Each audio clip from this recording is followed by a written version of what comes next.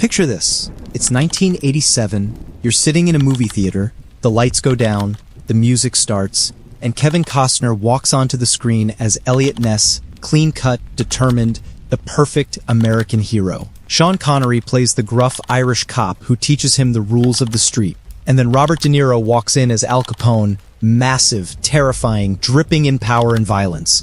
You're watching one of the greatest gangster movies ever made. You're watching The Untouchables. The movie tells you a story, a clear, satisfying Hollywood story. Elliot Ness and his small team of honest federal agents, the Untouchables, go up against the most powerful criminal in American history. They raid his breweries, they gather evidence, they outsmart him at every turn, and finally, after years of fighting, Elliot Ness brings Al Capone to justice. Good defeats evil, the hero wins. Roll credits. That movie won an Oscar. It made $106 million at the box office. Critics loved it. The audience loved it. 39 years later, people still watch it, still quote it, still hold it up as one of the best crime films ever made. And almost everyone who watched it walked away believing the same thing. Elliot Ness caught Al Capone. Here is the problem. That is not what happened. Not even close.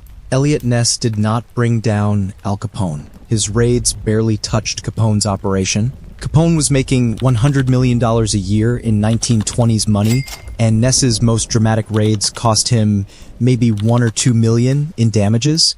That's like stealing someone's lunch money and claiming you bankrupted them. Capone barely noticed. He kept operating, he kept making money, he kept ordering murders, and Elliot Ness kept calling the newspapers to make sure they photographed his raids. The person who actually brought down Al Capone was not a gun-carrying federal agent with a square jaw and a good suit. The person who brought down Al Capone was an accountant. His name was Frank Wilson. He worked for the IRS. He had a calculator and a pile of tax records. And while Elliot Ness was posing for newspaper photographs, Frank Wilson was quietly, methodically, patiently building a case that would put America's most powerful gangster in federal prison. Let that sink in for a moment. Al Capone, the man who ran Chicago like a king, who had judges and police chiefs on his payroll, who ordered the St. Valentine's Day massacre, who made more money than most corporations, was brought down because he forgot to pay his taxes. The most feared man in America went to prison over tax evasion. Not murder, not bootlegging, not ordering hundreds of deaths. Taxes. Movie gave you the exciting version, the heroic version, the Hollywood version. I'm going to give you the documented version, the version that comes from FBI files, IRS records, court transcripts, and historical archives.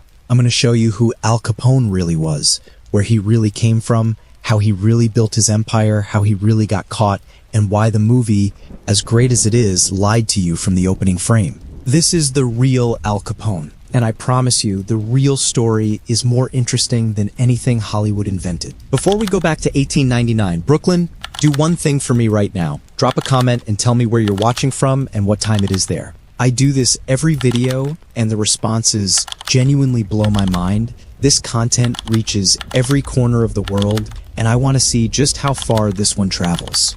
If you're new here, hit subscribe right now. This channel is built on one simple idea. Hollywood gives you the myth, I give you the history. This video is part of my series on separating what the movies told you from what actually happened, and every single video in this series has changed the way people think about a story they thought they already knew. Like this video right now, not at the end right now. The research into one of history's most documented criminals takes time, effort, and a lot of primary sources. That thumbs up tells YouTube this content is worth pushing to more people. And honestly, the truth about Al Capone deserves to reach as many people as possible. Here is what you are about to watch. The complete, real story of Al Capone, from poor immigrant kid in Brooklyn to the most powerful criminal in American history to broken, sick prisoner in Alcatraz. Then we will break down exactly what the Untouchables got right and what it completely invented.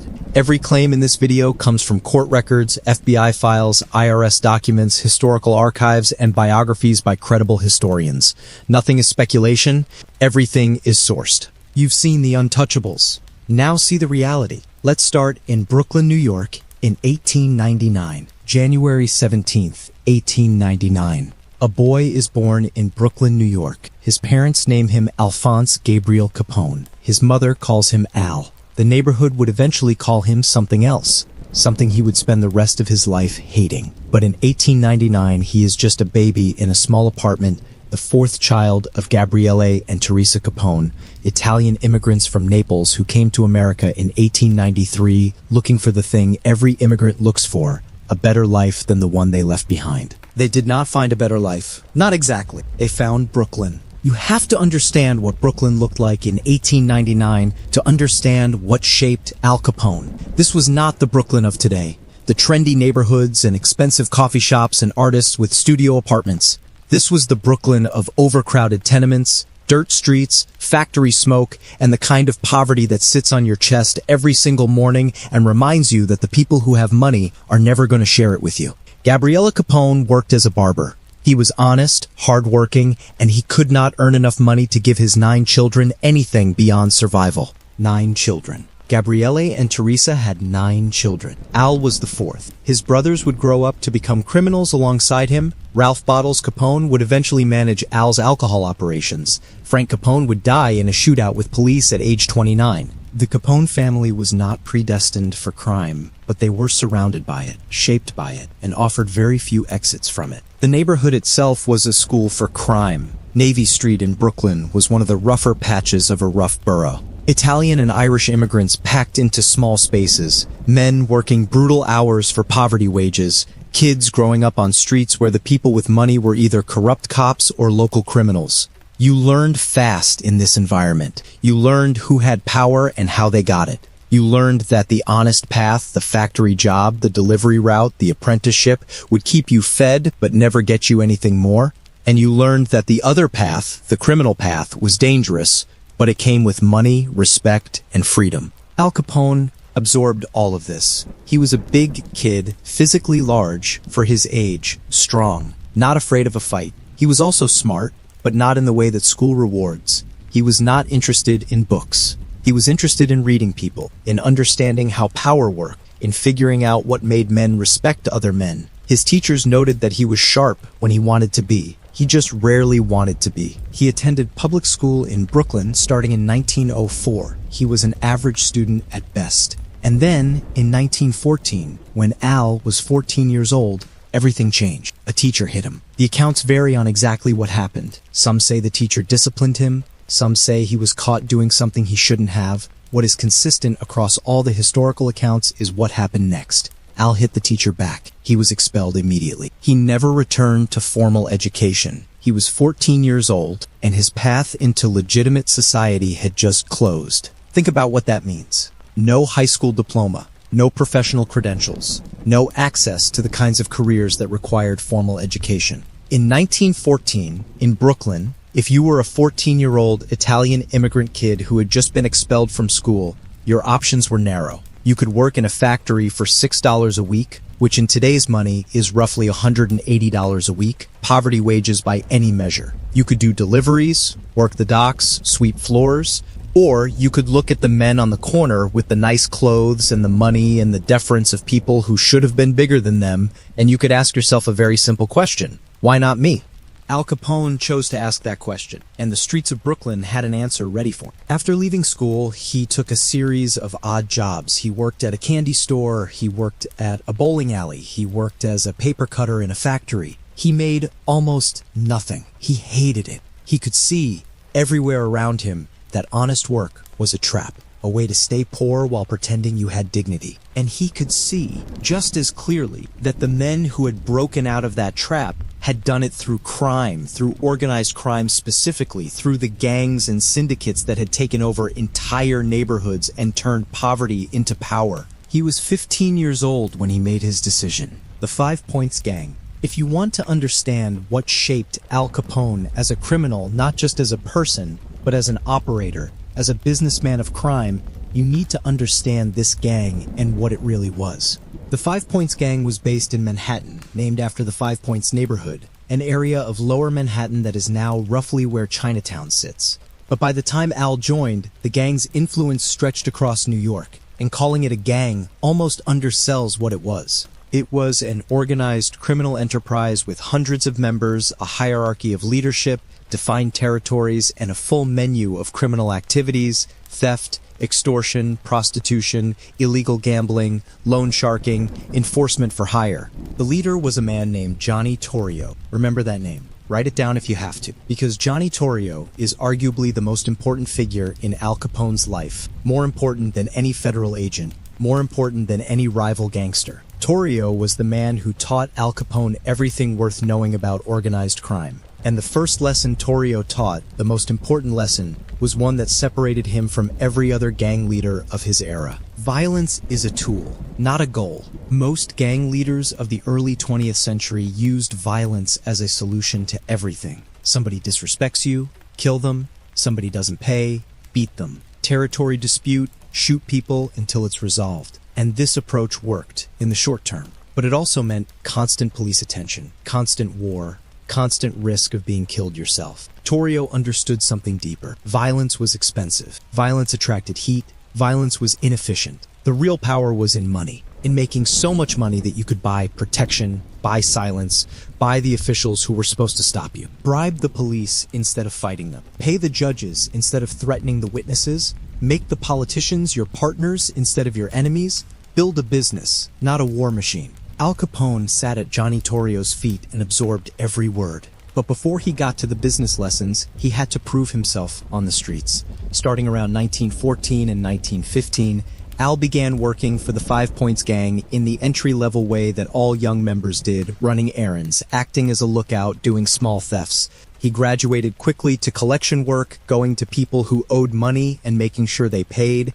then to enforcement, protecting the gang's territory, dealing with rivals, sending messages with fists and threats. He was good at it. He was physically imposing, he was fearless in a way that was almost unsettling, and he was loyal. In a world where loyalty was everything, Al Capone was reliably, completely loyal. Johnny Torrio noticed him, and Torrio, who had an eye for talent the way a great coach has an eye for athletes, took Al under his wing. In 1917, Torrio gave Al a real job. He put him to work at a place called the Harvard Inn, a bar and brothel in Coney Island, Brooklyn, that Torrio owned. Al was 18 years old. His job was bartender and bouncer. He managed the floor, he kept the peace, he collected money, and he learned how an illegal business operation actually ran from the ground up. What came in, what went out, who got paid, how the protection arrangements worked. He was, in the most literal sense, getting his MBA from the organized crime school of Brooklyn. Then came the incident that would follow him for the rest of his life. One evening at the Harvard Inn,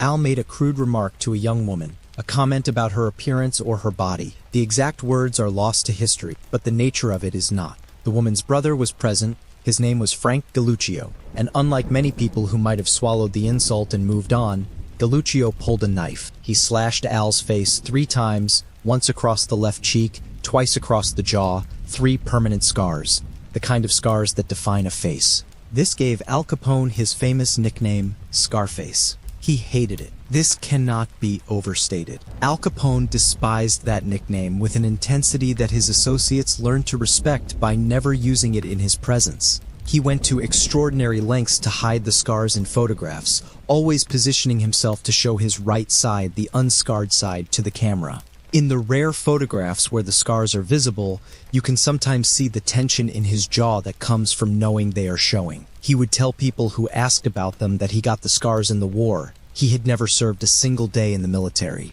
But here is what the Harvard Inn incident actually taught him, beyond the obvious physical lesson. It taught him to be more careful about who he insulted. It taught him that his mouth could make enemies he didn't need to make. And it planted in him an early seed of what would become one of his defining characteristics, an obsessive concern with his public image. Al Capone, from the moment those scars appeared on his face, was always performing for an audience. He just shifted which audience mattered. In December 1918, a young Irish-American woman from Brooklyn became relevant to Al Capone's life in a way that would surprise many people who thought they knew his story. Her name was Mary Coughlin, May. Everyone called her. Al had been seeing her, and in December of 1918, she became pregnant. Their son was born on December 4th, 1918. They named him Albert Francis Capone, Sonny, to his family. And on December 30th, 1918, 3 weeks after his son's birth, Al Capone married May Coughlin in a Catholic ceremony. he did not have to marry her. By the standards of criminal culture in 1918,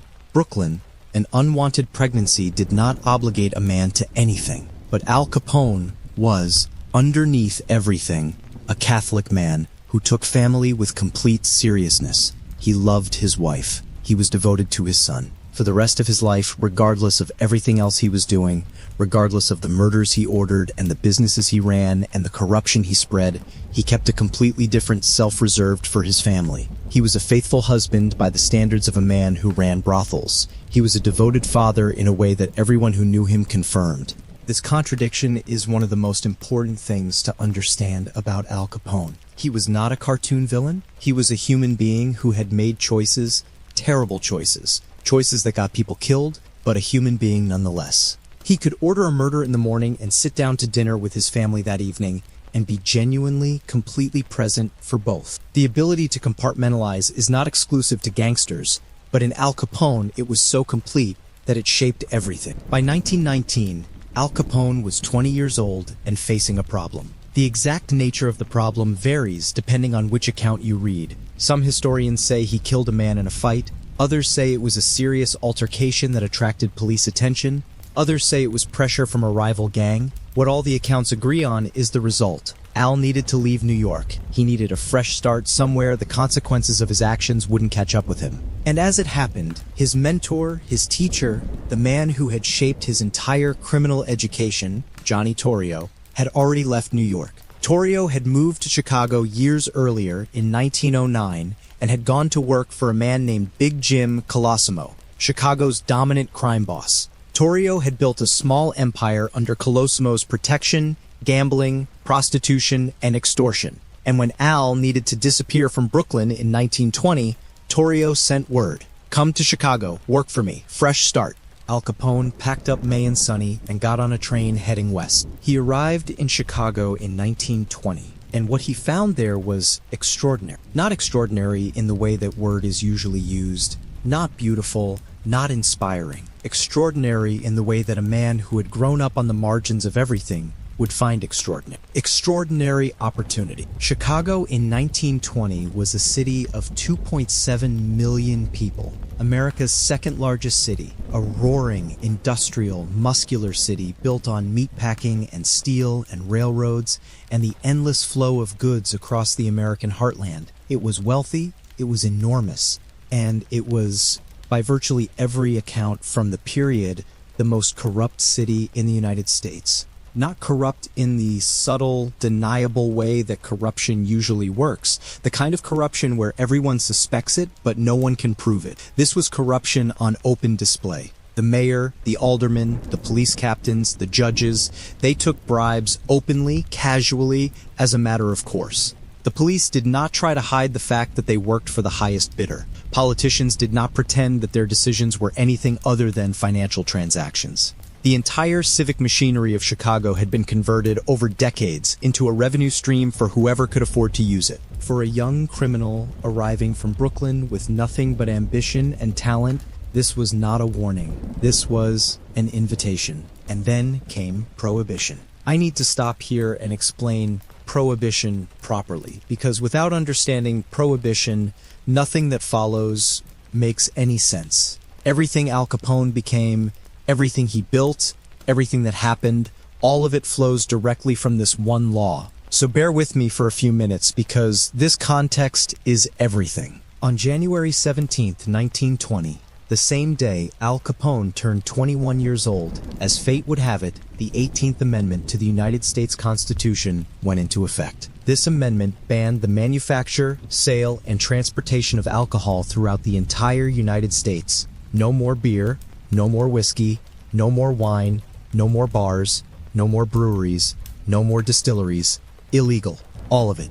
Everywhere. Effective immediately. The people who pushed for Prohibition had been fighting for this for decades. They were mostly religious reformers and social activists, and they genuinely believed that alcohol was the root cause of poverty, domestic violence, broken families, and social disorder. Their argument was not entirely wrong. Alcohol abuse was a real problem in early 20th century America, and the harm it caused was real and documented. Their solution, however, was one of the most catastrophic policy failures in American history. Because they made one enormous miscalculation. They assumed that if you banned alcohol, people would stop drinking. Americans did not stop drinking. Millions of Americans simply decided that they preferred to break the law rather than be sober. And the moment that became clear, which was approximately the first weekend of Prohibition, a market appeared. A massive, urgent, illegal market for alcohol with more customers than any business in the country and no competition from legal suppliers because legal suppliers had just been outlawed. Think about what this means economically. Before Prohibition,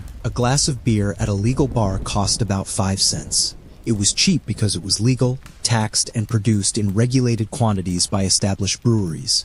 The moment Prohibition hit, the legal breweries shut down. But the demand didn't go anywhere. All those millions of Americans who wanted a drink on Friday night still wanted a drink on Friday night. They were just going to have to get it from someone operating outside the law. And operating outside the law meant no taxes, no regulations, no price controls, no competition from legal business. A glass of that same beer, made in an illegal brewery, transported by illegal bootleggers, sold in an illegal bar called a speakeasy, now costs 25 cents. Sometimes more. A 5-cent product had become a 25-cent product overnight. That's a 400% markup, and the volume was enormous. We are talking about millions of customers every single day across every American city. The potential profits were almost incomprehensible, and the criminals who understood this first and moved fastest were going to become the wealthiest people in America. Not the wealthiest criminals in America. The wealthiest people in America,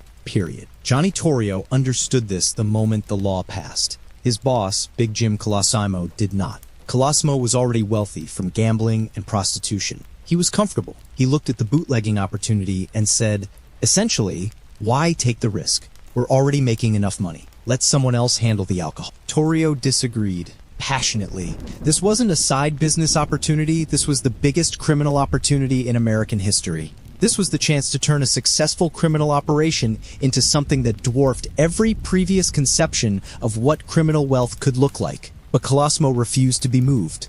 On May 11th, 1920, Big Jim Colosimo was shot dead in the lobby of his own restaurant. The killer was never officially identified. The murder was never officially solved. Historical consensus points strongly to Johnny Torrio as the man who ordered it. Some accounts suggest Al Capone may have been involved in the execution.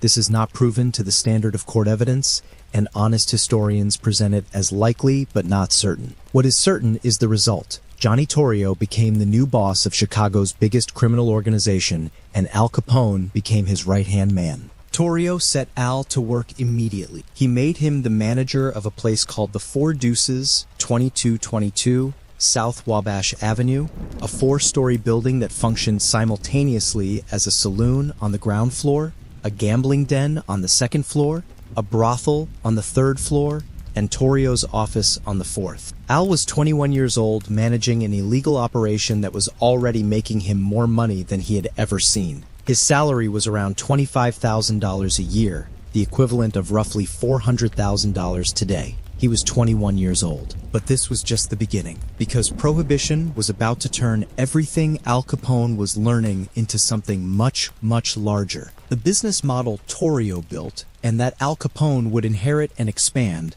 worked in 4 steps. First, get the alcohol. This meant smuggling it from Canada across the Great Lakes, producing it in secret breweries hidden in Chicago's industrial neighborhoods and suburbs, or buying it wholesale from smaller independent bootleggers. Second, protect the operation. This meant bribing police, $100 to $500 per week per precinct, paid reliably, never missed. It meant paying politicians on a regular schedule, ensuring that the laws that existed on paper would never be enforced in practice. It meant paying judges to dismiss cases when arrests happened, despite everything. Third, distribute to speakeasies. Chicago had thousands of illegal bars. Estimates suggest 10,000 or more in the greater Chicago area. Torrio's organization supplied most of them with alcohol, taking a cut of their revenue and charging for protection. Fourth, eliminate competition. Any rival gang that tried to claim territory was dealt with either through negotiation, Torrio's preferred method, dividing the city into agreed territories, or through violence when negotiation failed. By 1922, Al Capone was a millionaire. By 1923, he was one of the most important figures in Chicago's criminal hierarchy, not yet at the top, but clearly and unmistakably ascending. He was 24 years old. He had arrived from Brooklyn with nothing. The city of Chicago, combined with the gift that the United States government had accidentally given to criminals everywhere, had turned him into something that no one in his family could have imagined when Gabriele and Teresa Capone made the crossing from Naples in 1893. But the real power was still to come, and it would arrive in circumstances that Torrio himself could not have predicted.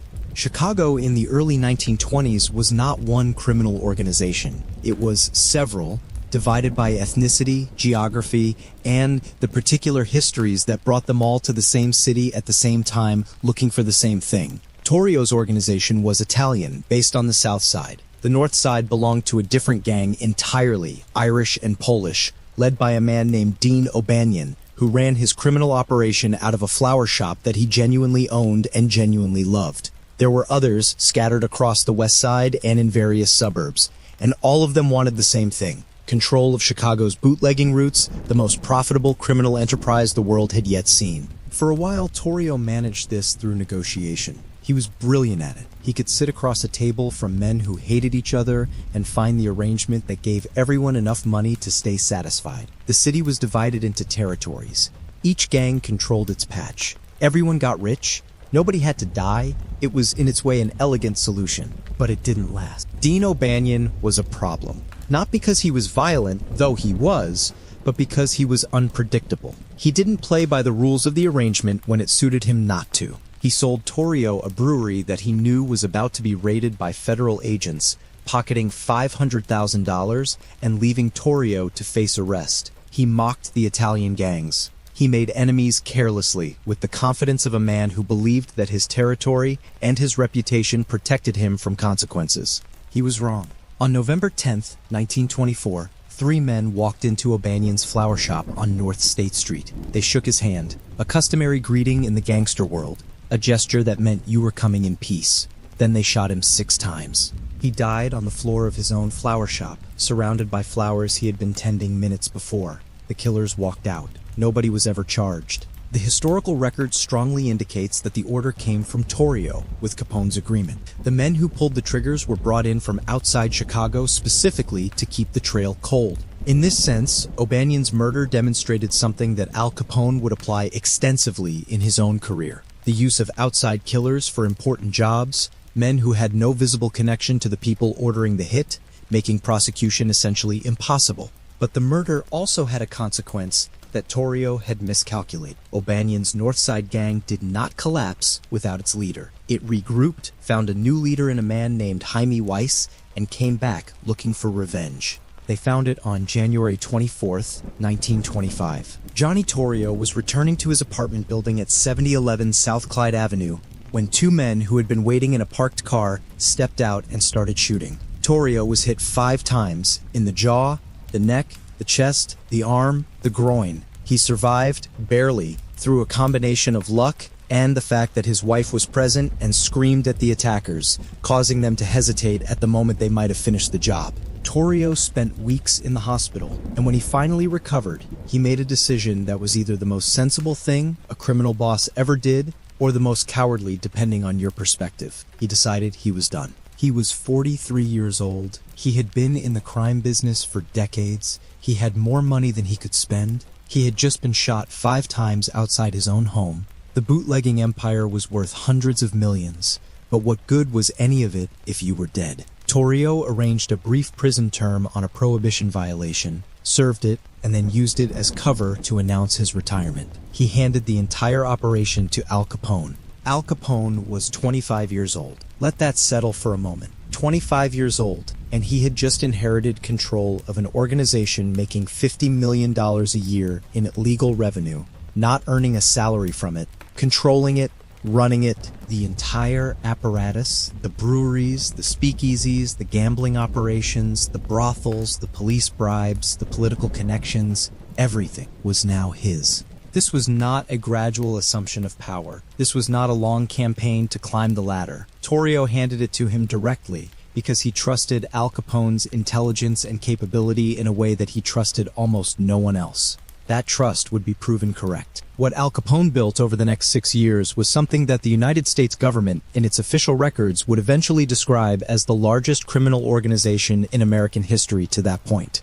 The first thing you notice about Al Capone as a criminal boss is how different he was from his mentor. Torrio was invisible. Torrio kept quiet, stayed out of newspapers, avoided the spotlight with the obsessive care of a man who understood that publicity was a weapon turned against you. Al Capone was the complete opposite. Al wanted to be seen. He wore custom-made suits that cost $5,000 each in 1920s money, an extraordinary sum, more than most working-class families earned in a year. He drove an armored Cadillac that weighed 7 tons and had been fitted with bulletproof glass and steel plating at a cost that exceeded what most people paid for their houses. He took over the 4th floor of the Lexington Hotel on South Michigan Avenue and made it his headquarters, his court, his throne room, a place where politicians and businessmen and judges and police chiefs came to him, not the other way around. He attended baseball games publicly. He was photographed everywhere. He gave interviews to newspapers in which he described himself as a businessman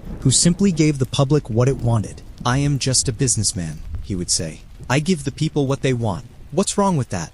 It was, as a piece of public relations, genuinely sophisticated. He was framing his criminal empire as a service industry, positioning himself as the man who kept Chicago supplied with the entertainment its citizens wanted while the government kept trying to take it away from them. And remarkably, infuriatingly to his enemies, it worked. Many Chicagoans genuinely liked Al Capone. He employed thousands of people. He ran soup kitchens during the Depression. He was famous, and in America, fame creates its own kind of legitimacy. But behind the flash and the public performance was something much more serious. A business. A genuinely extraordinary criminal business. The bootlegging operation alone generated roughly $60 million a year in revenue. Think about how that worked in practical terms. Al Capone's organization controlled the production, transportation, and wholesale distribution of illegal alcohol across Chicago and its suburbs.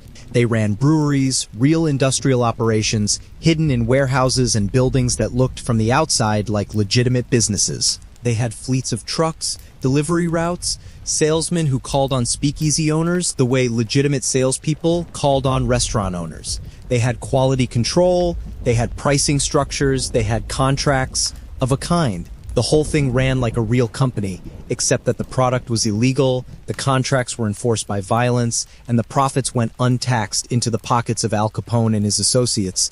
On top of the bootlegging, the gambling operations brought in $25 million a year. Capone's organization ran casinos, dice games, and horse racing betting operations across Chicago and particularly in Cicero, a suburb that Capone had effectively converted into his own private municipality. The story of how he took over Cicero in 1924 is almost impossible to believe unless you understand what Chicago area politics actually looked like in the 1920s. Capone's men physically stood outside polling places on election day, intimidating voters, beating up candidate supporters, and in some cases, simply counting the ballots the way they wanted them counted. His candidate won. The Cicero police chief went on Capone's payroll.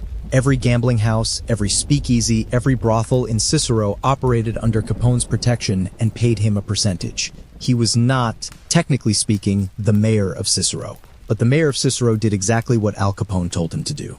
The prostitution operations added another $10 million a year. The labor racketeering, controlling unions, and using that control to extort businesses added another $10 million. All told, Al Capone's organization was generating revenues of roughly $100 million per year. In today's money, accounting for inflation and the purchasing power of the 1920s dollar, we are talking about something between $1.5 and $2 billion annually. He was, by any measure, one of the wealthiest men in America. He was 26, 27, 28 years old. The corruption that sustained this empire was equally staggering in its scale. Al Capone paid approximately $30 million per year in bribes to Chicago police, $30 million every year, to ensure that the men whose job was to stop him would look the other way. He had city aldermen on his payroll, state legislators, and judges who ensured that the rare arrest would result in a dismissed case. He had a relationship with Chicago's mayor, Big Bill Thompson, that was less a bribe than a business partnership.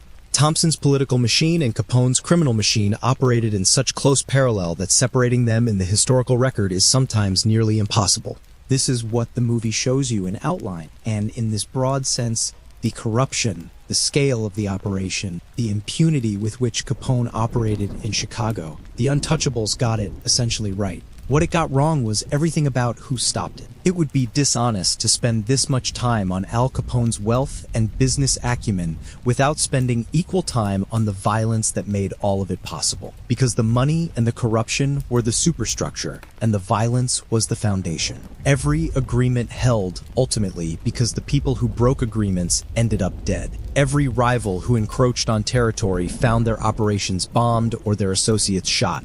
Every witness who considered cooperating with law enforcement had a very clear understanding of what cooperation could cost them. During Prohibition in Chicago, the years between 1920 and 1933, there were over 500 gangland murders. 500 in 13 years. That is an average of more than one mob killing per week, every week, for over a decade. Of those 500, historical estimates suggest that between 200 and 300 were directly connected to Capone's organization, either ordered by Capone himself, carried out by his men, or conducted by associates working on his behalf. Al Capone personally killing people is a harder question to answer. The accounts are numerous and colorful. There are stories of Capone beating men to death with a baseball bat, accounts that have been repeated so many times they have acquired the feel of established fact. But the honest answer, the answer that the historical and evidentiary record actually supports, is we cannot definitively prove that Al Capone personally killed anyone. He was careful. He used other people. He had, in the person of Machine Gun Jack McGurn, one of the most effective and prolific hitmen of the Prohibition era, a man who could be relied upon to handle the physical execution of orders while keeping the chain of command clean enough to be deniable.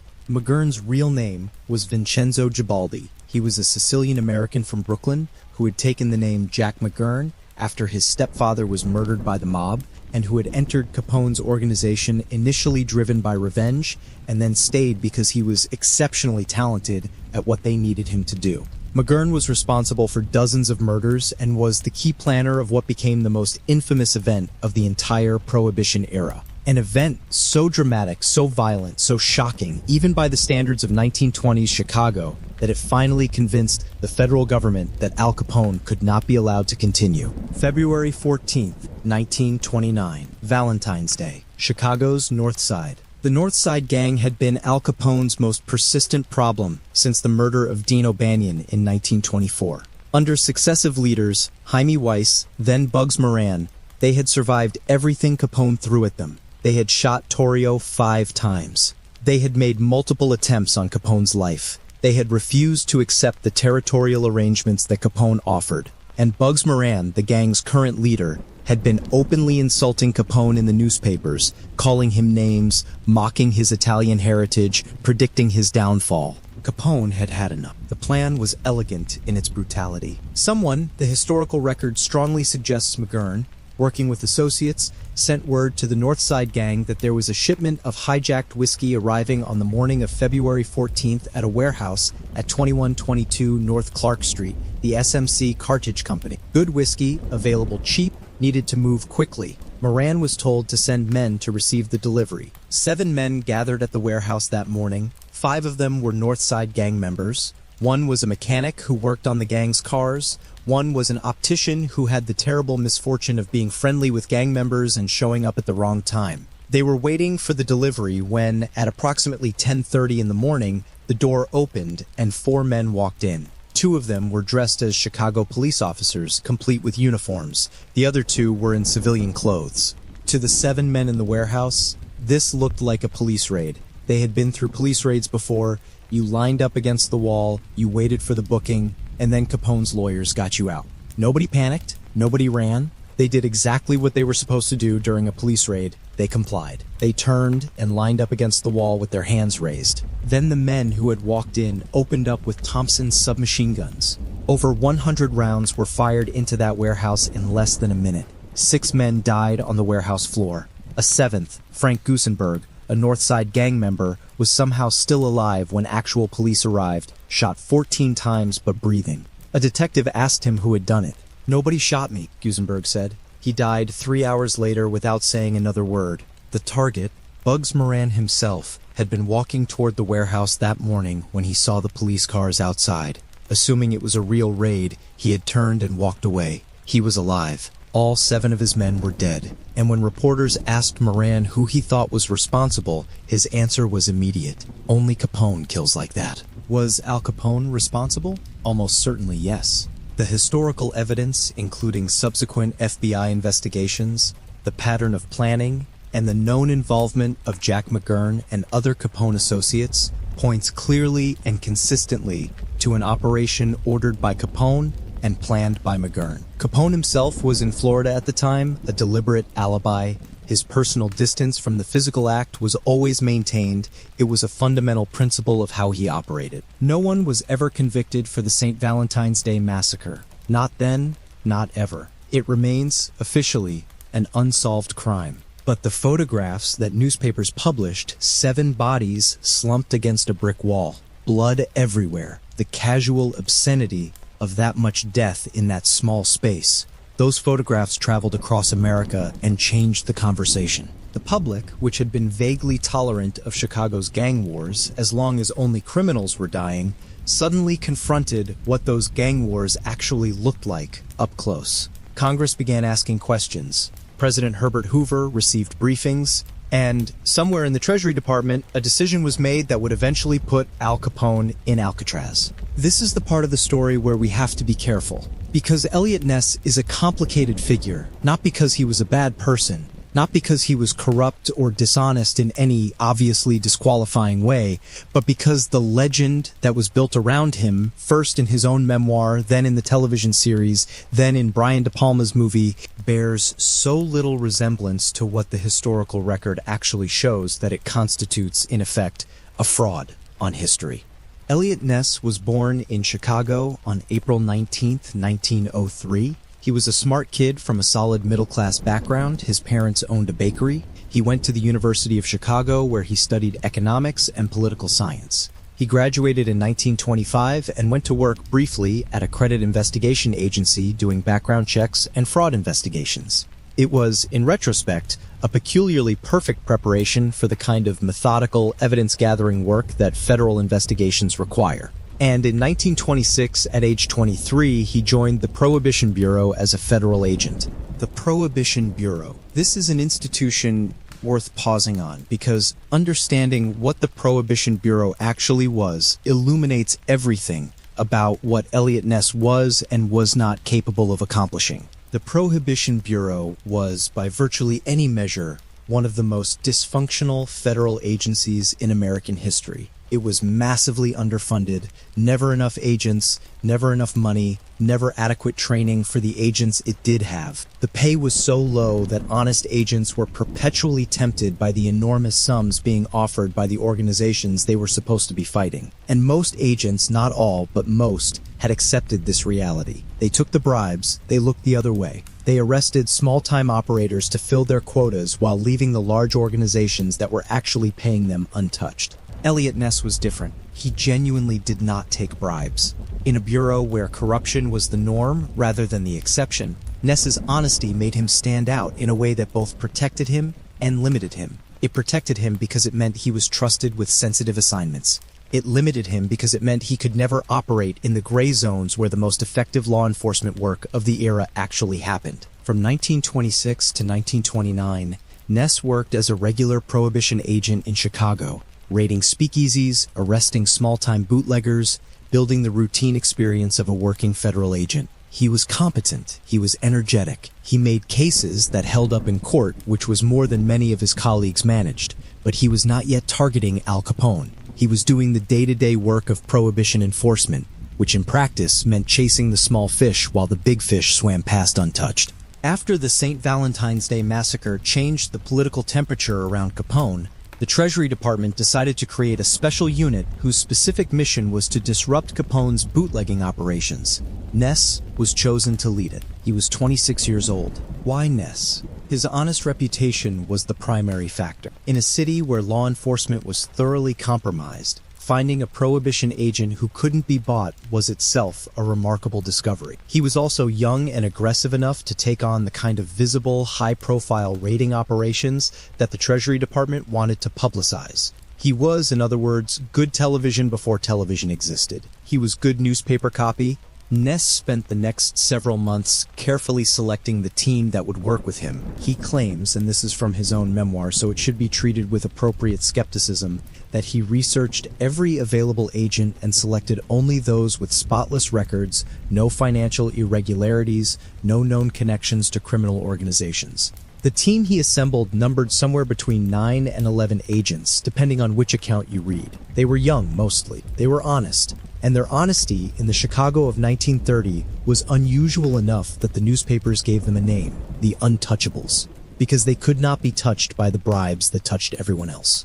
It's a good name. It's a great name. It made for a compelling story. It also obscured the fact that being untouchable wasn't the same as being effective. Between 1930 and 1931, Elliot Ness and the Untouchables conducted raids on Al Capone's bootlegging operations. This is a historical fact. The raids happened, the records exist, the newspaper accounts are numerous, and Ness was, by all accounts, personally brave during these operations. He was the kind of leader who went first through the door, who didn't ask his team to take risks he wasn't willing to take himself. The question is not whether the raids happened. The question is what they accomplished. Ness's approach was methodical in its way. His team would gather intelligence on a brewery location, using informants, surveillance, following trucks, tracing supply chains. They would obtain federal warrants. Then they would conduct the raid with force, using equipment like armored trucks, which Ness reportedly specifically requisitioned as props that would photograph well to crash through the brewery doors. Once inside, they would destroy the equipment, the vats, the barrels, the bottling machinery, the brewing apparatus. They would arrest whatever workers were present and seize whatever trucks they could find. In the period from roughly mid-1930 through mid-1931, Ness conducted approximately 20 such raids. He destroyed real equipment, he arrested real workers, he made real cases. In his memoir and in his subsequent public accounts, he claimed that these raids cost Capone's organization approximately $1 million in equipment losses and impacted Capone's ability to produce and distribute alcohol. He was right about this. The raids did cost Capone money. They did disrupt specific operations in specific locations for specific periods of time.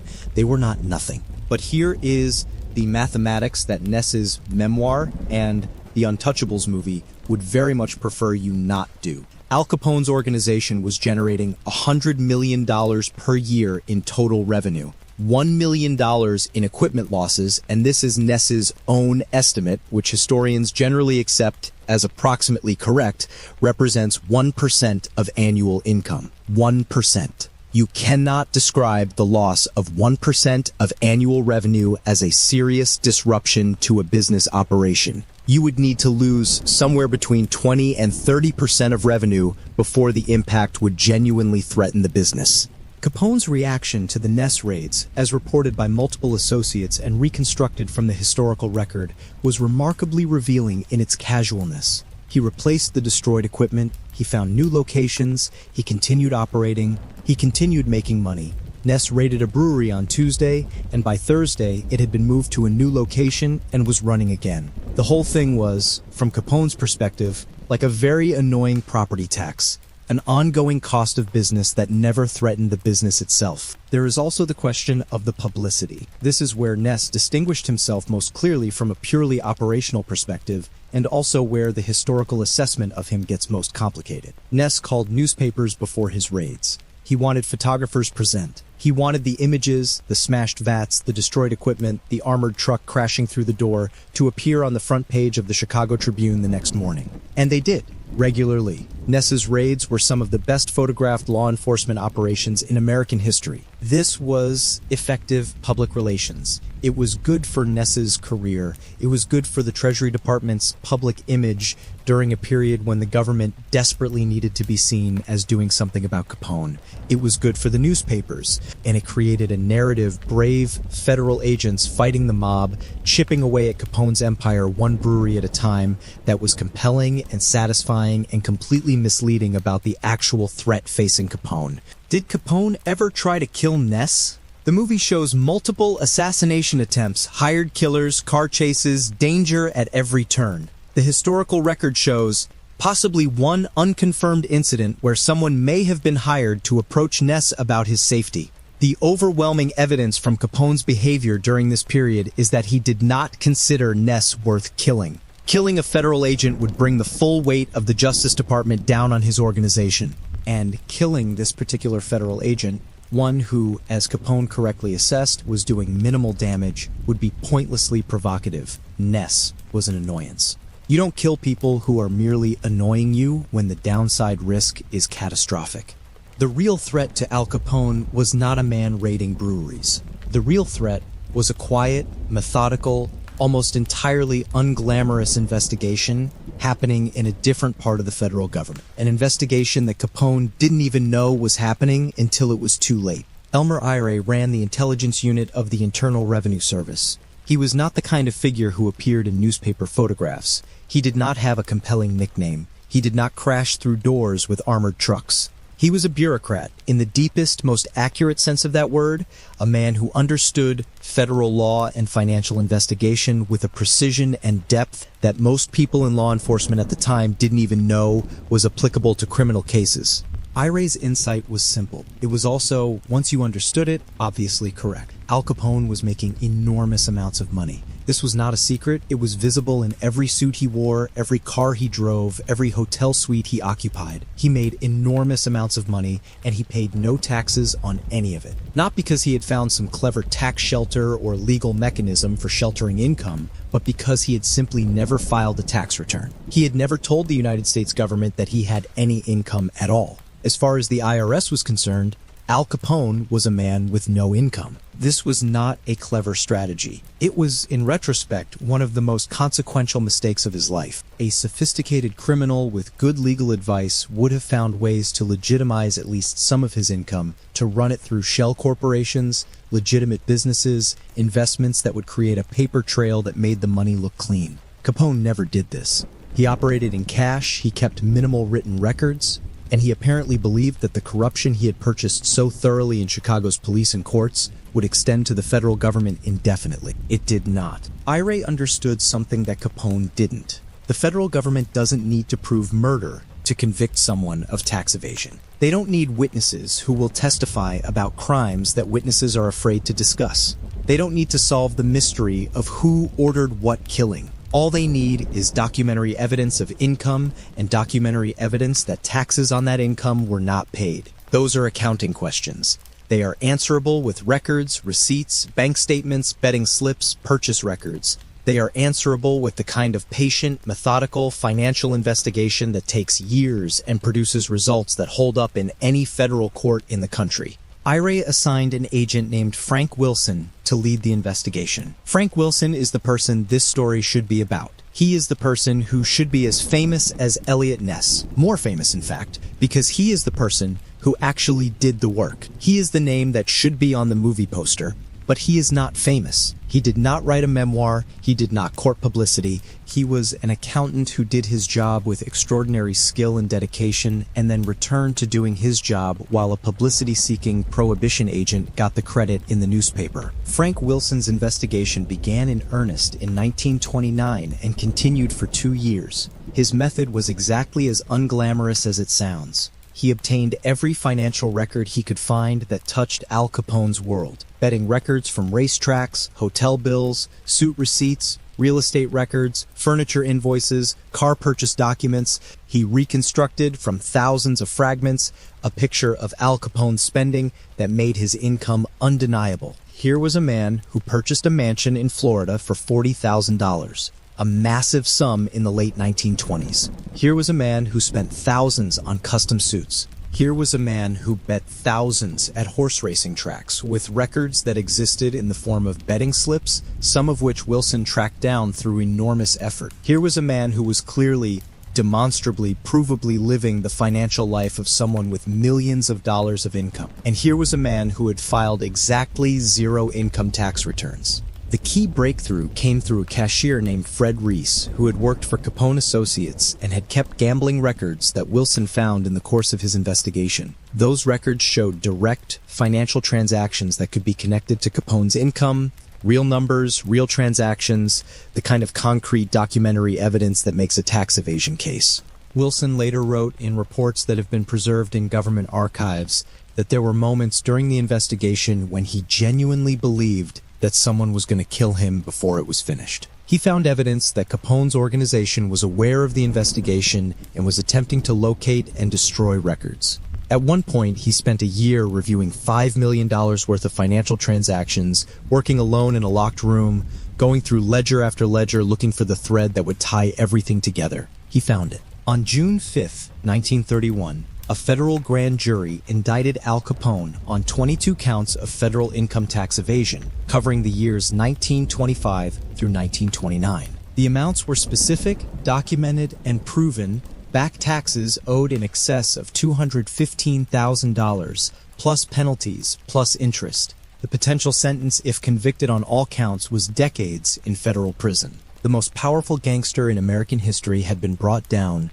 not by a team of brave federal agents with guns, not by raids and shootouts and dramatic confrontations, but by an IRS accountant with 2 years of financial records and a clear understanding of Section 26 of the United States Code. Elliot Ness had nothing to do with the tax evasion case. He was not involved in the investigation. He did not gather the evidence. He did not contribute to the prosecution. He was not a witness. His name does not appear as a significant figure in the trial record. The movie's central premise that Ness brought Capone down is, in the strict historical sense, simply false.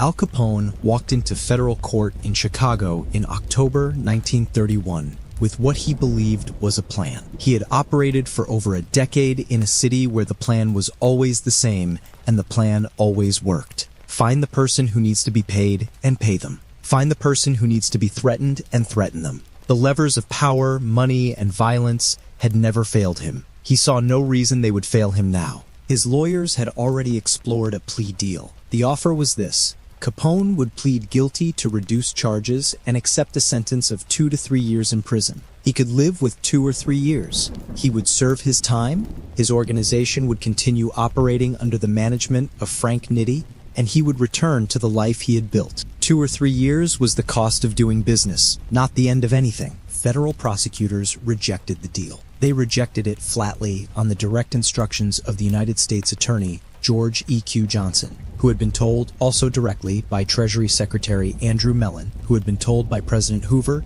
that the federal government was not interested in a deal. The federal government wanted a conviction and a sentence that would remove Al Capone from the American criminal landscape for a meaningful period of time. This left Capone with option 2. He had done this before, identified the jury, sent representatives to approach jurors with either money or fear, and arrived at trial knowing the outcome in advance. His organization was efficient at this. They obtained the list of jurors. They began making approaches. Judge James Wilkerson knew what was happening. He had been following the case closely, and he understood Capone's methods with an intimacy that came from years on the federal bench in Chicago. And on the morning the trial was scheduled to begin, in an act of judicial improvisation that was either brilliant or maddening, depending on your position, Wilkerson announced that he was exchanging his entire jury pool for the jury pool of another judge whose trial had just ended.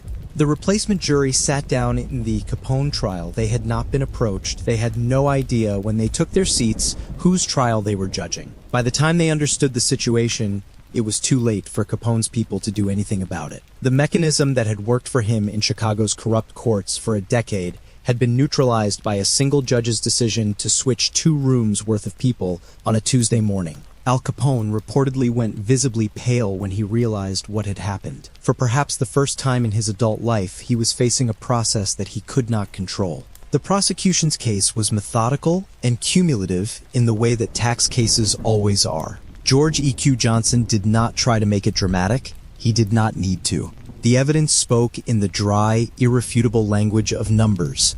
Capone had purchased a mansion in Florida. He had bought expensive suits by the armload for thousands of dollars each. He had bet enormous sums at horse racing tracks with records showing individual bets of hundreds and thousands of dollars. He had lived in expensive hotels. He had traveled in armored luxury. And in the years that all of this spending occurred, 1925, 1926, 1927, 1928, 1929, he had filed no income tax return. He had paid no income taxes. He had reported to the United States government, in the formal sense, that he did not exist as an income-earning person. Johnson asked the jury a question that required no legal training to answer. Can a man who lives like this have no income? Can a man who spends like this owe nothing in taxes? These are not trick questions. These are questions that the simplest understanding of how money works answers immediately. Capone's defense tried several approaches. They argued that his income came primarily from gambling winnings, which, at the time, occupied a legal gray area regarding taxability. They argued that he didn't know he was required to pay taxes. They argued various technical points about what constituted taxable income. None of it was convincing. The jury had not been bought, the judge had not been bought, and the evidence, Frank Wilson's 2 years of patient, careful, exhaustive investigation, was not the kind of evidence that dissolves under cross-examination. On October 17, 1931, after 8 hours of deliberation, the jury returned its verdict, guilty, on 5 counts of tax evasion. Al Capone, according to everyone who was present in the courtroom, went still when he heard it. Not the theatrical stillness of a man performing composure, the actual stillness of a man who has just understood something he could not bring himself to believe before this moment. The system that he had bent and twisted and purchased for his entire adult life had, in this room, on this day, simply not bent. 1 week after the verdict, Judge Wilkerson sentenced Al Capone. The sentence was 11 years in federal prison, plus a $50,000 fine, over $1 million in today's money, plus $215,000 in back taxes, the amount the IRS had determined was owed, plus court costs of $30,000. It was the longest sentence for tax evasion that had ever been handed down in American history up to that point. Wilkerson had made a decision that was deliberately, pointedly exemplary. He was not just sentencing one man, he was making a statement about what the federal government intended to do with the era of gangster impunity. The sentence was the government saying, in the clearest possible terms, this is over. Capone went to the federal penitentiary in Atlanta, Georgia, in 1932. The initial years there were not as harsh as they should have been. His influence had not completely evaporated. He managed to secure certain privileges, maintain some contact with his organization, continue some level of communication with the criminal world he still, in theory, led. Federal officials monitoring the situation became increasingly concerned that the imprisonment was not having the effect they wanted. Capone, in Atlanta, it appeared, was managing to be Capone with a minor change of address, so they moved him. In August 1934, Al Capone became prisoner number 85 at the newly opened federal penitentiary on Alcatraz Island in San Francisco Bay. Alcatraz had been specifically designed to house the prisoners whose influence in other facilities had proven impossible to contain. It was on an island. It was surrounded by water so cold and currents so strong that swimming to shore was considered essentially impossible.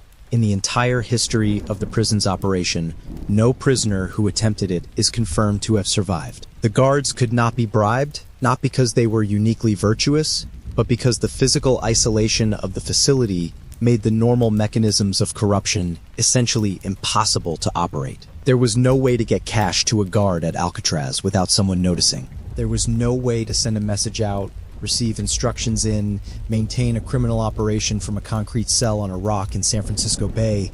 Warden James Johnston ran Alcatraz with an emphasis on discipline that Capone had never experienced in his criminal career. No newspapers, limited mail, screened carefully, no contact with criminal associates, enforced silence during certain hours, hard labor. Capone worked in the laundry. The man who had ordered hundreds of murders, who had made $100 million a year, who had kept Chicago's entire political establishment on his payroll, he was now ironing shirts in a federal laundry for cents per hour. But the prison was not even the worst of what was happening to Al Capone in those years. The worst was happening inside him, had been happening invisibly for years. Al Capone had syphilis. He had almost certainly contracted it in the late 1920s from one of the prostitutes associated with his operations.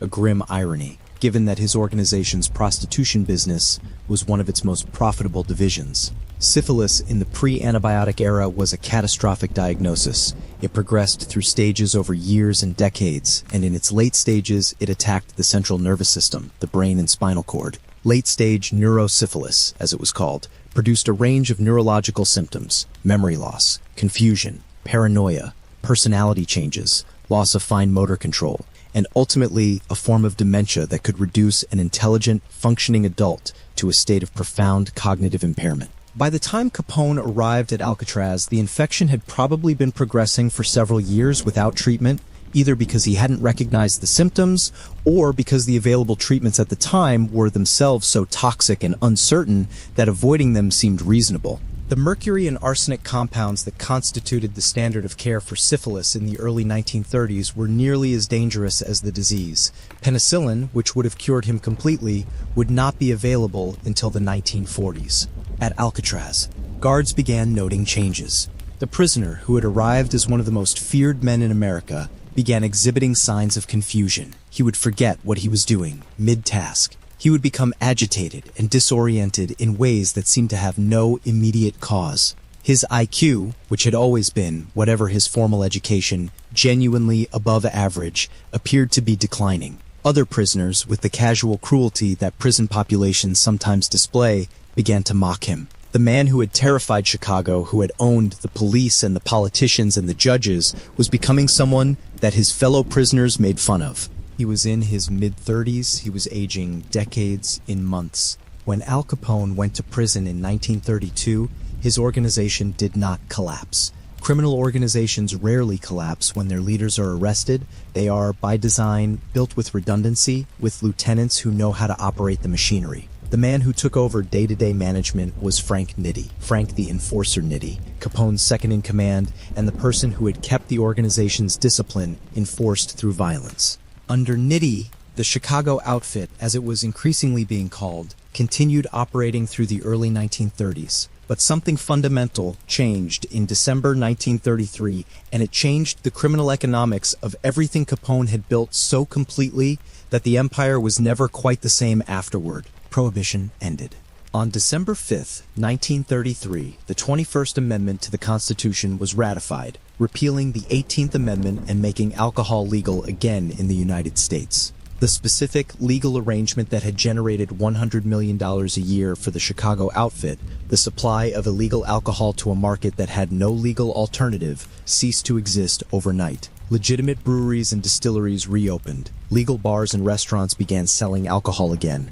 The enormous profit margins of bootlegging, which existed specifically because the product was illegal and the market was therefore captive, disappeared along with the illegality. This was, purely from an economic standpoint, the more significant blow to Capone's empire than his imprisonment. The imprisonment removed the leader. The end of Prohibition removed the main revenue stream. The organization adapted, shifted more heavily into gambling, labor racketeering, loan sharking, the criminal activities that didn't depend on Prohibition, but it never regained the scale or the wealth of the bootlegging years. Those years were singular, specific to a particular combination of law and market that existed for 13 years and then was gone. Nitti continued running the outfit through the 1930s and into the early 1940s. He died in 1943, not at the hands of Elliot Ness or any federal agent, but by his own hand, shooting himself outside a Chicago courthouse when he faced federal prosecution on a labor racketeering charge.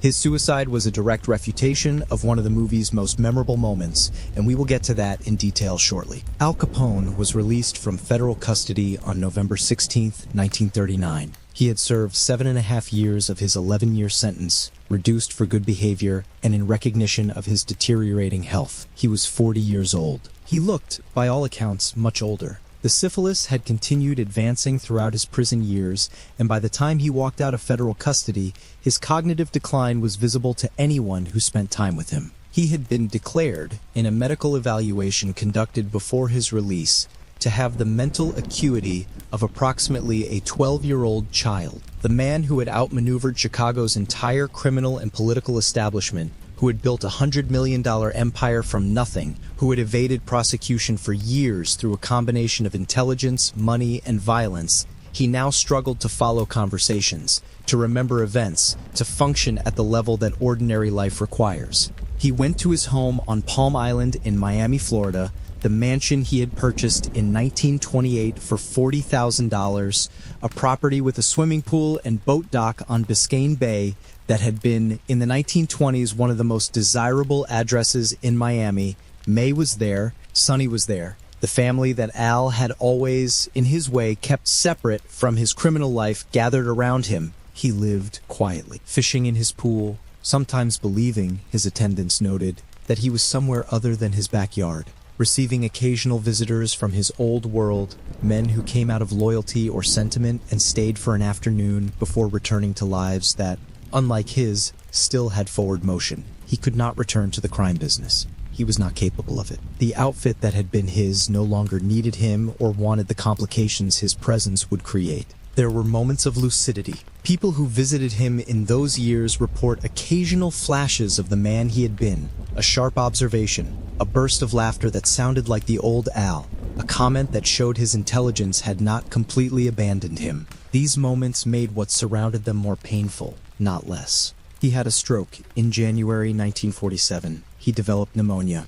On January 25, 1947, Al Capone died at Palm Island, with May and Sonny present. He was 48 years old. The funeral was held on February 4, 1947, in Chicago. A few hundred people attended, mostly family. The men who had once lined up to pay tribute to him, the police captains and the politicians and the criminal associates who had taken his bribes and his orders for decades, stayed away. Association with the dead Capone offered no benefits and carried only the risk of federal attention. He was buried at Mount Carmel Cemetery in Chicago, in the family plot, under a simple headstone that reads, Alphonse Capone, 1899 to 1947. His estate, when probated, showed a man who had died essentially broke. Whatever had not been seized by the federal government in back taxes and fines had been spent or distributed, or simply lost in the years of his decline. May Capone lived modestly until her own death in 1986. Sonny Capone, who had grown up in his father's shadow and spent his life trying to escape it,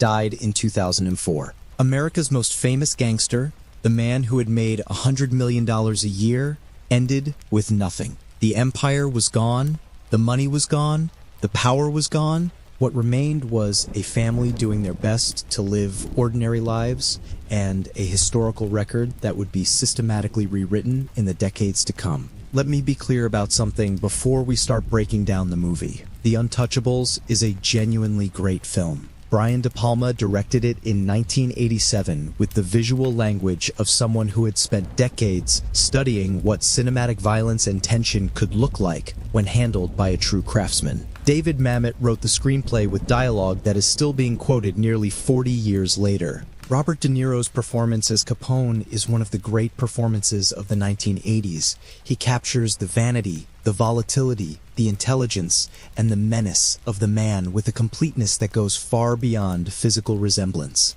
Sean Connery won a well-deserved Academy Award for Best Supporting Actor. Kevin Costner anchors the film with a performance that is perhaps less celebrated, but is the right performance for the story the movie is telling. It is a great movie. Saying it is historically inaccurate is not saying it is bad. It is saying that it is a great film that chose drama over history at nearly every turn, and that the history it replaced was replaced so thoroughly that tens of millions of people came away from the experience with a fundamentally wrong understanding of what happened. With that established, let's give the film its genuine credit. Al Capone was real, obviously, and Robert De Niro's portrait of him captures something genuine, the combination of vanity and violence, the public performance of power, the way he could be charming and terrifying in the same moment, the flashy exterior concealing something darker and more calculating beneath. The film gets the texture of Capone's public persona right, even when it invents the specific incidents.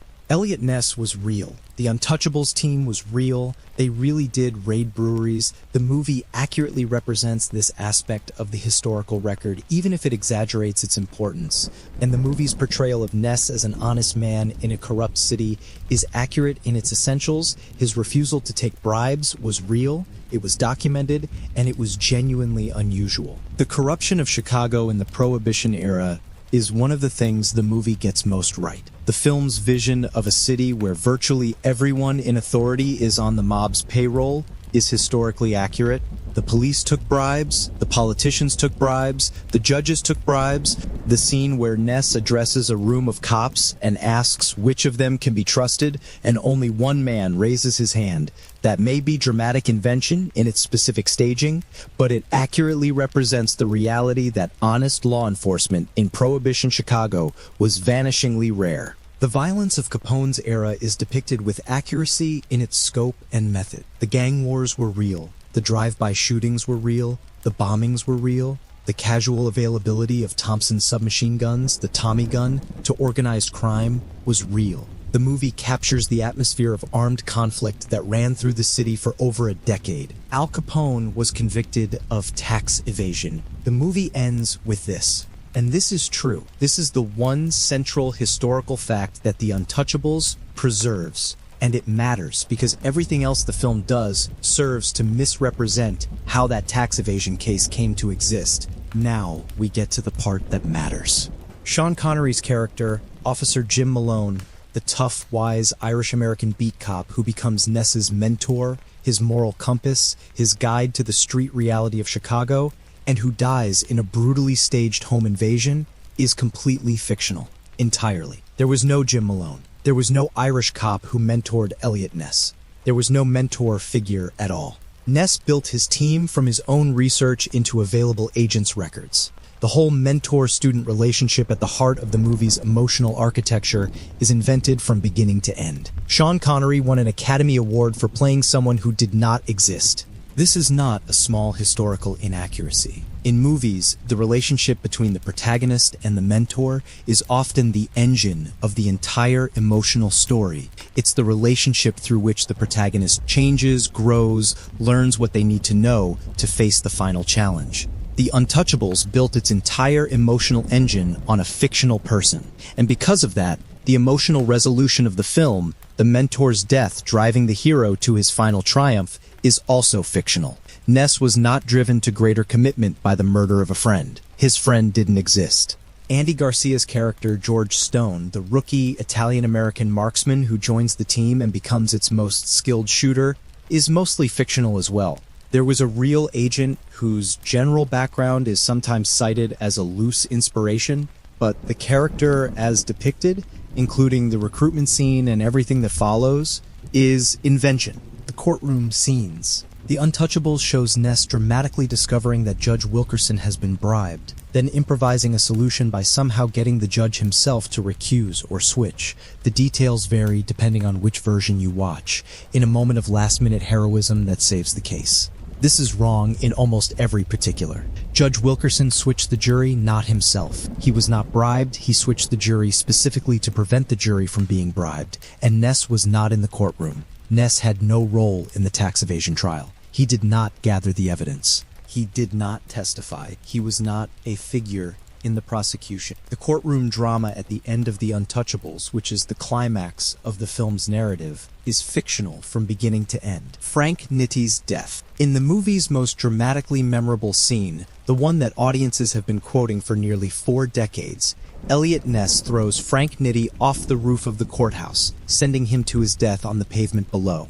It's a shocking, cathartic, intentionally rule-breaking moment. Ness has stepped outside the law to deliver justice, and it is presented as the film's moral climax. Frank Nitti, as we have already established, died in 1943, 12 years after the Capone trial, by his own hand outside a Chicago courthouse after learning he faced federal prosecution for labor racketeering. Ness was not present. Ness did not kill Nitti. Nitti killed Nitti. The movie invented not just the manner of Nitty's death, but the entire scenario that surrounds it. The Canadian border shootout. One of the film's most exciting sequences involves Ness and his team intercepting a shipment of Capone's liquor at the Canadian border. A nighttime raid on a bridge, in the snow, gunfights, a bookkeeper captured who becomes a key witness against Capone. This never happened. The IRS did not find its evidence through dramatic raids at border crossings. It found its evidence through years of examining financial documents in non-dramatic office environments. There was no bookkeeper on a bridge in Canada. There was no dramatic border confrontation. There was Frank Wilson, alone in a room, reading ledgers. The baby carriage scene. The famous sequence in Union Station where Ness and his team engage in a slow-motion shootout while a baby carriage rolls down a grand staircase is one of the most visually celebrated moments in 1980s cinema. Brian De Palma has stated publicly that it is a direct homage to a scene in the 1925 silent film Battleship Potemkin. It has nothing to do with Al Capone, Elliot Ness, or anything that happened in Chicago in 1930. It is cinema quoting cinema, dressed in the costumes of history. The confrontations between Ness and Capone. The movie shows several scenes in which Ness and Capone face each other directly, in an elevator, in conversation, in the escalating mutual awareness of two men locked in a personal struggle. This serves the film's narrative perfectly, because great drama requires a personal conflict between protagonist and antagonist. But there is no credible historical evidence that Elliot Ness and Al Capone ever met. They moved in different circles, were being handled by different parts of the federal government, and the actual threat to Capone, the tax investigation, was so far from Ness's work that Capone's intelligence probably never identified Ness as a significant danger. Ness's central role in Capone's conviction. This is the foundational fiction on which the entire movie rests. The film presents Ness and his Untouchables as the people who brought down Capone, who gathered the evidence, who built the case, who put him away. The IRS agents who actually did this work, Frank Wilson, Elmer Irie, the team of investigators who spent years on financial records, appear in the film not at all, or in the most marginal capacity. The real heroes of this story are not in this movie. The person who gets the credit in this movie did not deserve it. Why did Ness's memoir create this fiction? The answer is both simple and sad. Elliot Ness wrote his memoir, The Untouchables, in 1957, the year he died. He was broke at the time. His later career had not fulfilled the early promise of his Chicago work. His term as Cleveland's safety director had been mixed, some genuine accomplishments, but also a notable failure in the investigation of the Cleveland torso murderer, a serial killer whose case he never solved. He had run for mayor of Cleveland and lost badly. He had tried several business ventures that had not succeeded. He died at 54 in relative obscurity and financial difficulty. His memoir was an attempt to reclaim the narrative of a career that had not turned out the way he had hoped. It was published after his death, which meant he never had to answer the historians and former colleagues who could have disputed its claims directly. And it worked. The memoir led to a television series in the late 1950s, and the television series led, eventually, to the 1987 movie,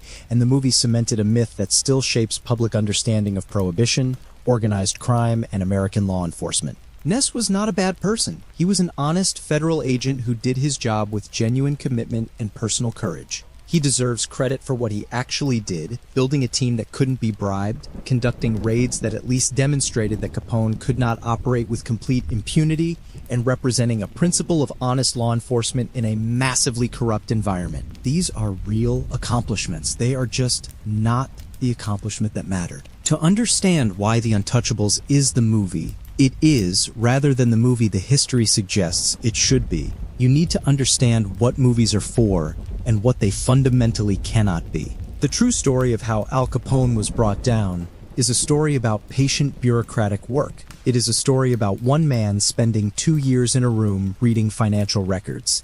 It is a story about an IRS intelligence unit applying tax law to criminal income. It is a story about the kind of unglamorous, methodical, evidence-gathering process that actually makes complex criminal cases. It is, in other words, a genuinely important and genuinely interesting story that has essentially no cinematic action in it whatsoever. Movies need protagonists with guns, or at minimum with some active physical engagement with the forces arrayed against them. Movies need a personal conflict at their center, a hero and a villain who are aware of each other, who affect each other, whose personal confrontation drives the narrative. Movies need dramatic scenes with clear stakes and visible, physical expression of those stakes.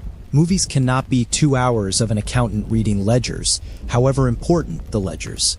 Hollywood looked at the true story of the Capone case and saw the problem immediately. The true hero, Frank Wilson, sat in a room and read documents. The true antagonist, Capone, had no idea Wilson existed until the indictment arrived. The true climax, a jury deliberation that produced a guilty verdict on accounting evidence, was as dramatic as watching paint dry compared to the conventions of the crime genre. And so David Mamet, one of the great screenwriters in American film history, did what screenwriters do. He found the parts of the story that had cinematic potential: the Ness raids, the corruption of Chicago, Capone's public flamboyance, the eventual tax conviction, and built around them a story that was internally coherent, dramatically satisfying, and historically quite wrong. He gave Ness a mentor to lose and a personal vendetta to pursue. He gave Capone a direct awareness of and hatred for Ness. He gave the audience the action scenes that the real history didn't contain. He made a great movie. The problem is that millions of people watched this great movie and came away with a firm, confident, completely wrong understanding of one of the most significant events in American legal history. The real heroes of the Capone case are not just unknown, they are actively erased by the fame of a narrative that never happened. Frank Wilson is not a household name. Elmer Irie is not a household name. The patient, brilliant application of tax law to organized crime, which became a model for federal prosecution that was used for decades afterward, is credited in the public imagination to a man who had nothing to do with it. If the story of Al Capone's downfall has a hero, a single person whose intelligence, persistence, and skill made the critical difference, that person is Frank Wilson. Frank Wilson was 38 years old when he began the Capone investigation in 1929. He was an IRS special agent with a background in financial investigation, the kind of agent who was not glamorous, not quotable, not photographed, arriving at dramatic crime scenes. He was the kind of agent who sat down with a stack of documents and didn't get up until he understood everything in them. What Wilson did over the 2 years of his investigation was, in its way, one of the most impressive pieces of detective work in American law enforcement history.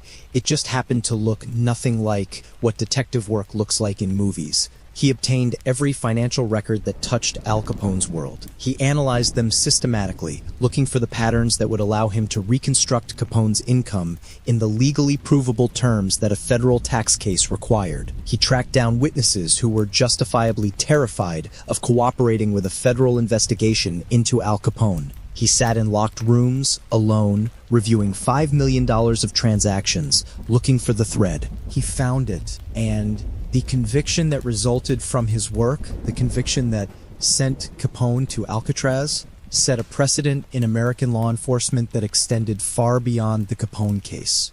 The strategy of using tax evasion charges to prosecute organized crime figures who had carefully insulated themselves from the direct evidence of their criminal activities became a fundamental tool of federal law enforcement. For decades after Capone, federal prosecutors used the same approach: follow the money, prove the income, prove the unpaid taxes against criminal organizations that had been otherwise prosecution-proof. Wilson's work didn't just get Capone. It created a method that got dozens of criminals who came after him. Frank Wilson went on to become the director of the United States Secret Service, serving in that role from 1936 to 1946. He was not famous. He did not write a self-promotional memoir. He did not have a movie made about him. He did his job, as he had always done his job, and he retired without ever having received the public recognition that his actual achievements warranted. Elmer Irie, who headed the IRS intelligence unit and supervised Wilson's investigation,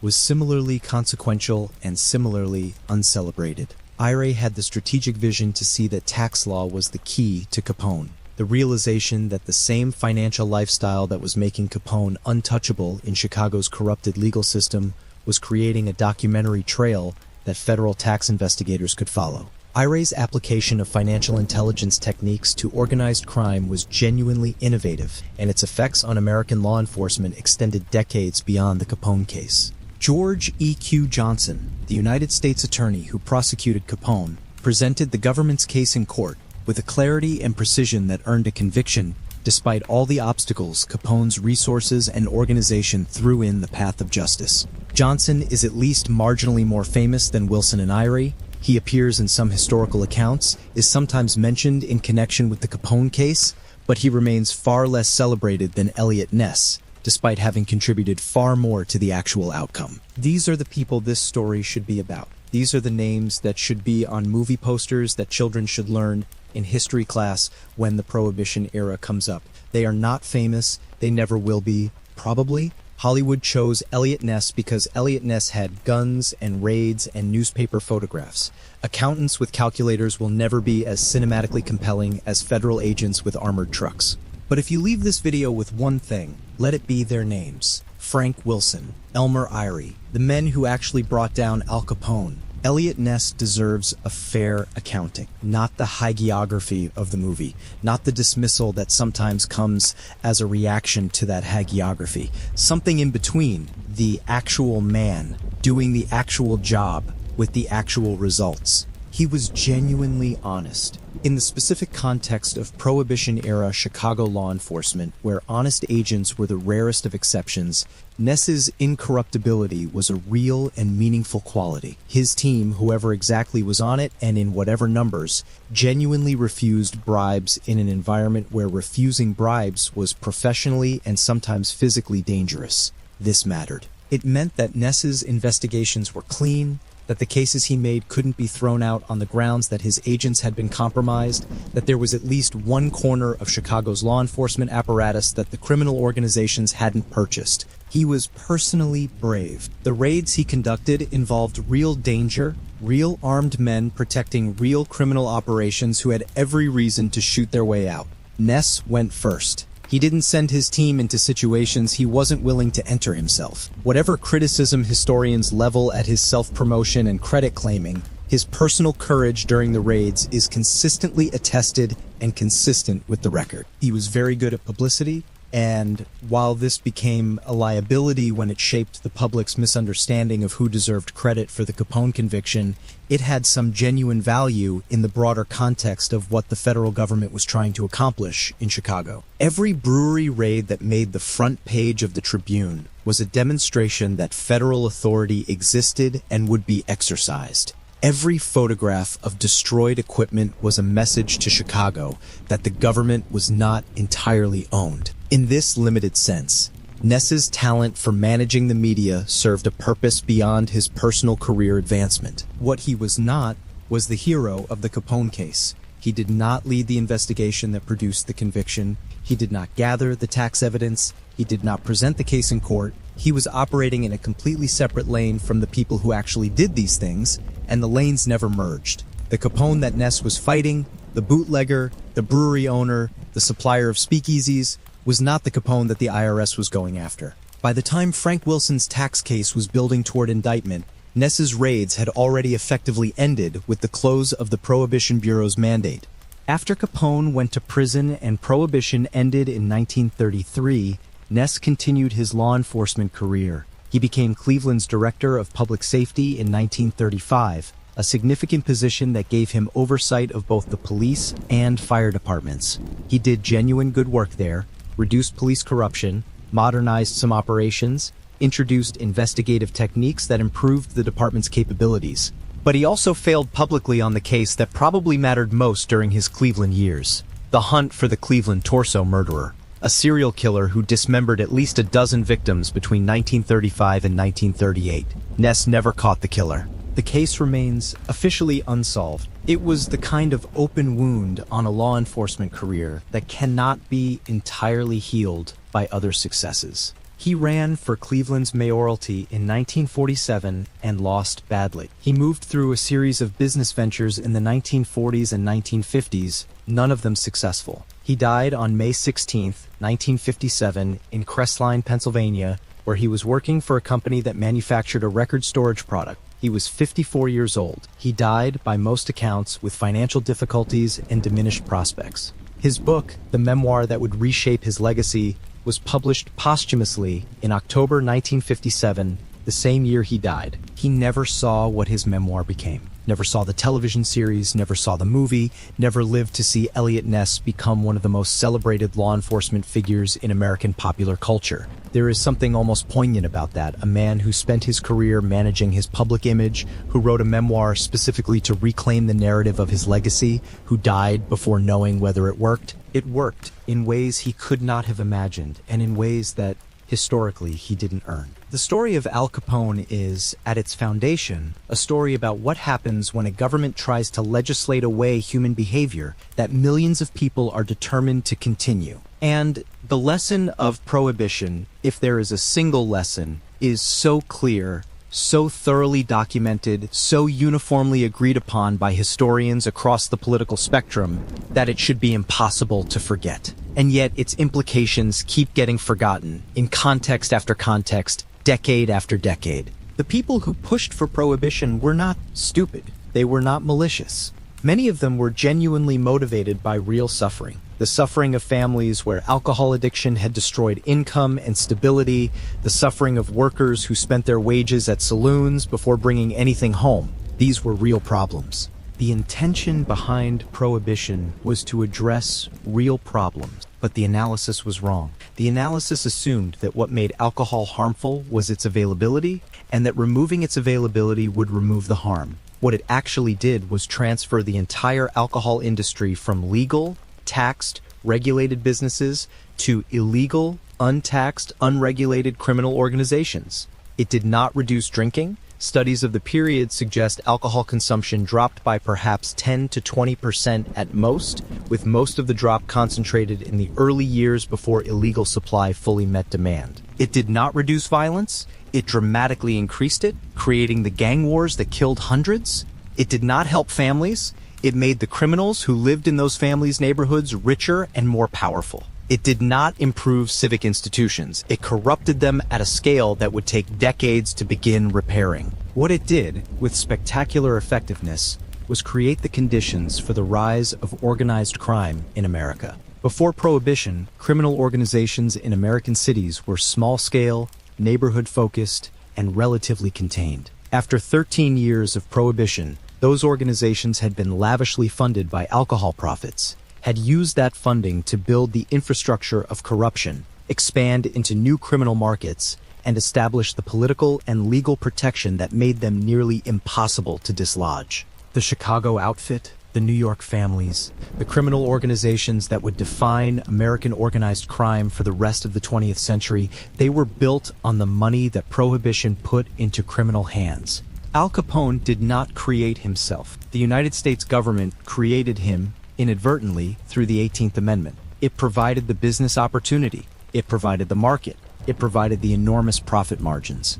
It provided the corruption incentives by making the potential bribes so large that no honest policeman's salary could compete. It gave criminal organizations the resources to become institutions, and institutions survive the loss of any individual member. When Prohibition ended in 1933, the repeal came with a tacit acknowledgement that the experiment had failed. The 21st Amendment was the government saying, "We were wrong, this didn't work, we're undoing it." It was one of the most honest moments of national self-correction in American political history, and it came too late for the hundreds of people killed in Chicago's gang war, too late for the thousands poisoned by improperly made bootleg liquor, too late for the civic institutions that had been hollowed out by 2 decades of systematic bribery. The relevant question, the one that this history keeps raising, is whether the pattern that Prohibition demonstrated can be recognized in other contexts. Whether the mechanism that creates criminals, prohibiting something people want so intensely that they will break any law to get it, thereby creating a captive market of enormous value for whoever is willing to supply it illegally, has applications beyond alcohol. History's answer to that question is uncomfortable, and the history of American drug policy in the decades following Prohibition suggests that the lesson of 1920 to 1933 was not as thoroughly learned as the repeal of the 18th Amendment might have implied. But that is a subject for another video. What matters for this story is what Prohibition meant for Al Capone specifically. Without Prohibition, Al Capone is a local criminal in Brooklyn or Chicago, making a decent criminal living from gambling and prostitution, never becoming famous, never becoming powerful enough to require the attention of the federal government. With Prohibition, he becomes a figure in American history, a household name a century after his birth, the subject of movies and books and this video. Prohibition didn't just make him rich, it made him into something that transcended his individual criminal career. He became the symbol of an era that began with an idealistic attempt to improve American society and ended with the most powerful criminal organization the country had yet seen. Let me bring this entire story together from the beginning to the end so you can see it whole. January 17th, 1899. A boy is born in Brooklyn to Italian immigrants. He grows up poor, drops out of school at 14, falls in with the 5 Points gang, learns his criminal trade from one of the best criminal minds of the era, and gets on a train to Chicago in 1920 with nothing but ambition and the education that the streets of Brooklyn had given him. He arrives in Chicago at the exact moment that the United States government, through an act of spectacular policy miscalculation, has handed the criminal world the greatest business opportunity in American history. He takes that opportunity. He builds it, methodically and brilliantly and with a ruthlessness that cost hundreds of people their lives, into a $100 million criminal empire that controls a major American city more completely than most governments control their countries. He orders the St. Valentine's Day massacre and kills 7 men while his main target walks away. He attracts the attention of the federal government at a level that makes his downfall inevitable. And then, while a publicity-seeking Prohibition agent is raiding breweries and calling newspapers to photograph the wreckage, a quiet IRS accountant named Frank Wilson sits in a locked room and reads ledgers for 2 years and builds a case that is unbeatable. October 1931. Al Capone, age 32, is convicted of tax evasion, sentenced to 11 years, sent to Atlanta, transferred to Alcatraz. His brain, silently destroyed by a disease he contracted through his own criminal enterprises, reduces the most feared man in America to a confused old man who fishes in his backyard pool and doesn't always know where he is. Released in 1939. Dead in 1947, age 48, broke, forgotten by the organization he built. The movie gave Elliot Ness the credit. History gives it to Frank Wilson and Elmer Irie and George E.Q. Johnson. The men with the guns became famous. The men with the calculators changed American law enforcement. Hollywood told you, brave federal agent defeats powerful gangster. History tells you, patient accountant applies tax law to criminal income. Hollywood told you, this is a story about guns and raids and personal courage. History tells you, this is a story about the IRS and 2 years of financial records. Hollywood told you, the hero had a name you already know. History tells you, the hero had a name you've never heard. The movie is better drama. The history is better truth. And the truth that the most feared criminal in American history was brought down not by gunfights, but by a tax form. Not by a hero, but by an accountant. Not by Hollywood, but by the Internal Revenue Service, is somehow stranger, funnier, more ironic, and more genuinely interesting than anything Brian De Palma invented. Al Capone made $100 million a year. He owned Chicago, he outlasted rivals, survived assassination attempts, bought off the entire legal establishment of a major American city. He was, in his terrible way, one of the most capable operators of his era.